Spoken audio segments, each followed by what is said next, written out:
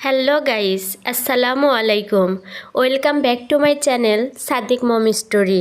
আশা করি সবাই ভালো আছেন। আজকে আপনাদেরকে আমি সেমাইয়ের বরফি করে দেখাবো। এটা সেমাইয়ের বিস্কুটও বলতে পারেন, কিন্তু এটা কিন্তু একেবারে শক্ত হয় না, খুব সুন্দর লাগে খেতে। আর এটা নারিকেলও গুড় দিয়ে করব।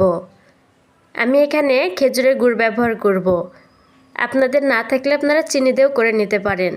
ভিডিওটি ভালো লাগলে অবশ্যই একটা লাইক দিয়ে যাবেন, চ্যানেলটা সাবস্ক্রাইব করবেন ও শেয়ার করবেন। আর ভিডিওটি ভালো লাগলে কমেন্ট করবেন।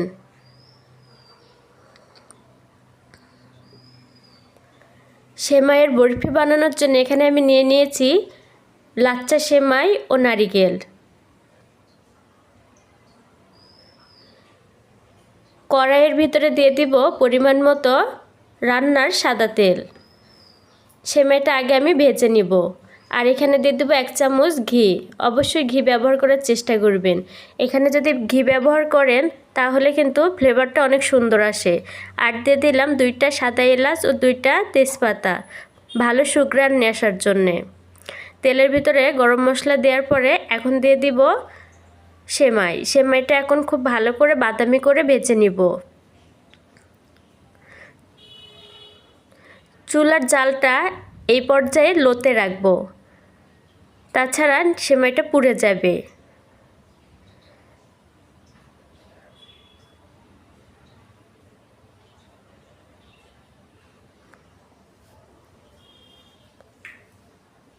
সুজির বরফি বা বুটের ডালের বরফি যেটাই খেয়ে থাকেন না কেন, একবার হলেও সেমাইয়ের এই বরফিটা খেয়ে দেখবেন।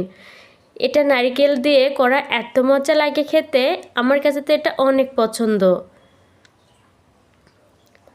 খুব ভালো করে বাদামি করে ভেজে নিচ্ছি। কালারটা কিন্তু চেঞ্জ হতে শুরু করেছে, বাদামি বাদামি কালার আসা শুরু হয়ে গেছে। যারা আমার নতুন রাঁধুনি আপুরা আছেন তাদের কাছে এটা খুব সহজ একটা রেসিপি। আমি খুব সহজভাবে আপনাদেরকে করে দেখাবো।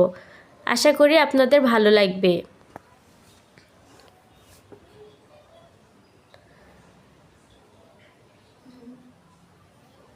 চুলার জালটা লোতে রেখে খুব ভালো করে বাদামি করে ভেজে নিয়েছি। এখানে আমি প্যাকেটে গুঁড়া দুধ ব্যবহার করব। গুঁড়া দুধটা আগে থেকে পানি দিয়ে গুলিয়ে রেখেছি। অবশ্যই নর্মাল পানি দিয়ে গুলিয়ে রাখতে হবে। এখন দিয়ে দিলাম সেমাইয়ের ভিতরে, তাহলে সেমাইটা একটু সিদ্ধ হবে। এখানে আপনারা লিকুইড দুধও ব্যবহার করতে পারেন, কিন্তু প্যাকেটের দুধ ব্যবহার করলে আমার কাছে টেস্টটা বেশি ভালো লাগে। আপনারা যদি প্যাকেটের দুধ না পান তো লিকুইড দুধ থাকলে সেটাও ব্যবহার করতে পারেন। এখানে স্বাদের কোনো কমতি হবে না। আর দিয়ে দিব নারিকেল, কুড়ানো নারিকেল পরিমাণ মতো দিয়ে দিব, কারণ নারকেলের পরিমাণটা একটু বেশি লাগে। সেমাইয়ের সাথে নারকেলটা যখন মুখে পড়ে খেতে কিন্তু অনেক মজা।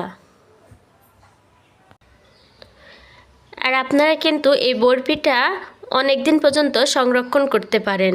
এটা ফ্রিজে নর্মাল তাপমাত্রায় যদি রাখেন তাহলে তো এটা 1-2 মাসেও কিচ্ছু হবে না। আর যদি বাইরে রাখেন তাহলে কিন্তু এটা আপনারা 1 সপ্তাহ অনায়াসে রাখতে পারবেন।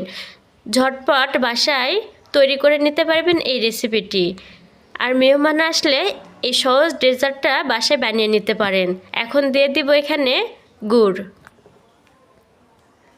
আমি সামান্য পরিমাণে চিনিও দিয়েছি মিষ্টিটা ব্যালেন্স করার জন্যে, কারণ আমার কাছে গুড়ের পরিমাণটা কম ছিল।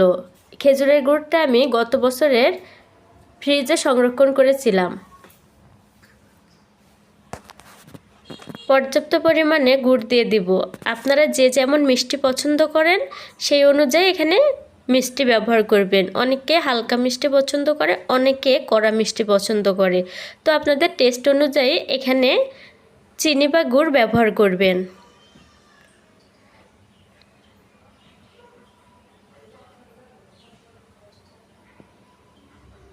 আর বাসায় মেহমান আসলে আমরা তো কোনো না কোনো ডেজার্ট করেই থাকি।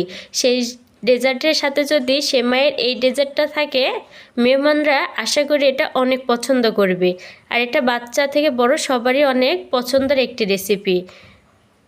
আর একটু গুড় দিয়ে দিলাম কারণ আমার মিষ্টির পরিমাণটা কম হয়েছিল। এখন খুব ভালো করে সেমাই আর গুড়টা নেড়েচেড়ে মিশিয়ে নিচ্ছি।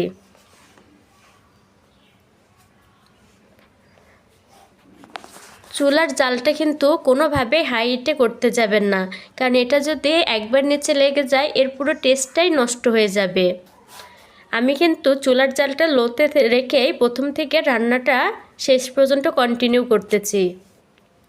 আর আপনাদের একটা সিক্রেট টিপস বলে দিই, সেমাইটা যদি আপনি গাঢ় করতে চান, যে এটা আপনার একেবারে শক্ত বা একেবারে নরম টেলটেলা হবে না, তো একটু শক্ত বা বানার জন্য আমি এখানে চালের গুঁড়া ব্যবহার করি। আপনারা চাইলে করতে পারেন, দেখবেন এটা খুব সুন্দরভাবে জমাট বেঁধে যায়।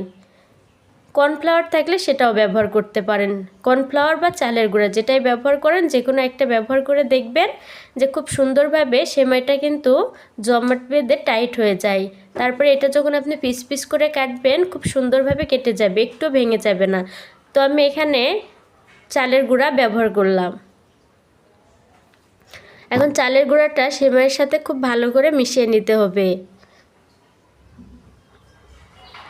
খুব ভালো করে মেশানো হয়ে গেছে। আর এটা দেখবেন যখন এরকম টাইট হয়ে এসেছে সেই পর্যায়ে চুলা বন্ধ করে দিবেন, দিয়ে 1 ঘন্টা রেস্টে রেখে ঠান্ডা করে নেওয়ার পরে ফ্রিজে নর্মালে 1-2 ঘন্টা রেখে দিবেন, তাহলে খুব সুন্দরভাবে জমাট বেঁধে যাবে আর আপনার কেটে নিতেও খুব সুবিধা হবে। আর এটা আপনার পিস পিস করে কাটার পরে দেখতে তো অনেক সুন্দর লাগে, আর এটা দেখলেই মনে হয় যে একটা খেয়ে দেখি। তো এর স্বাদটা কিন্তু অনেক সুন্দর আসে, আপুরা অবশ্যই একবার হলেও বাসায় ট্রাই করবেন। তো আমি এটা এখন রেস্টে রেখে দেব।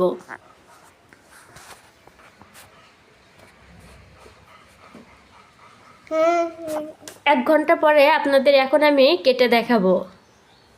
আমি কিন্তু নর্মালে এখনও রাখিনি, আপনাদের 1 ঘন্টা ঠান্ডা হওয়ার জন্য অপেক্ষা করার পরে এখানে কেটে দেখাবো। আর যদি আমি নর্মাল তাপমাত্রায় ফ্রিজে রেখে দিতাম তাহলে কিন্তু আরও সুন্দরভাবেই জমাট বেঁধে যেত, কিন্তু এটাও কিন্তু খুব ভালোভাবে জমাট বেঁধে গেছে। আপনাদেরকে একটু কেটে দেখাই। এই যে আমি এইভাবে লম্বা করে পিস করে নিয়েছি, আর দেখতে পাচ্ছেন কত সুন্দরভাবে এটা জমাট বেঁধে গেছে, আর একেবারেই মনের মতো একটা বরফি রেসিপি হয়েছে। আশা করি আপনাদের অনেক ভালো লেগেছে। ভালো লাগলে চ্যানেলটা সাবস্ক্রাইব করবেন, লাইক কমেন্ট শেয়ার করতে একদমই ভুলবেন না। আল্লাহ হাফেজ।